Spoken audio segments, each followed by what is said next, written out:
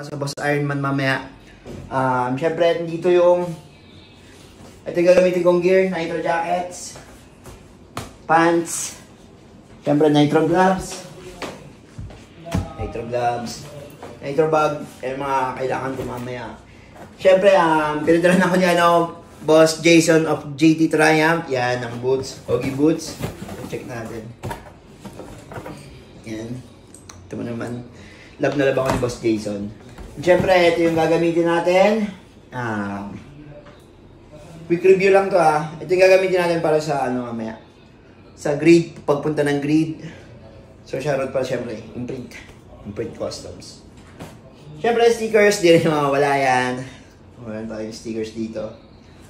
Then, palaklaba. Yan, Team Graffiti.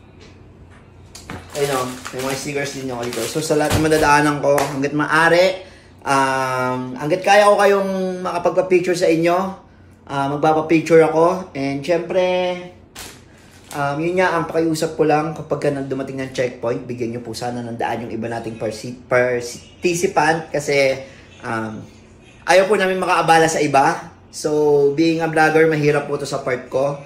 Dahil gusto kong makapagpa-picture sa inyo lahat. At the same time, hindi ako makaabala sa ibang endo rider natin na nasa likod. Kasi kapag dinumog nyo po ako sa checkpoint, makakaabala po tayo para dun sa ibang endo rider natin. Na syempre, tumatarget din ng oras yung mga yun. So, ayoko pong mangyari yung makaabala. So, wag po kayong mag-alala dahil hindi pa naman po ito yung huli. Magkikita-kita pa rin tayo dahil iikot pa rin ako ng Luzon. Kahit hindi Boss Ironman. So, syempre gamit ko dito. Ayan, naligit ko na yung sticker ko kagabi. Pang tayo, number 173. Yan. Gamit natin syempre. GT Pro. Yan. Honeycomb carbon. Let's go. So, yun lang po. Maraming salamat. And syempre, huwag kong kakalimutan. Yan ang mga gamit ko. Syempre, vape ko. Pampatanggal ng antok, babe. Then, all goods naman na lahat. So, inaantay na lang natin yung oras ng take off. Then, prepare na tayo. So, exactly 5 na ngayon. 5:30 na.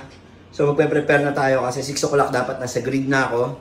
So, quick review lang to para dun sa mga gagamitin ko. And mostly, ito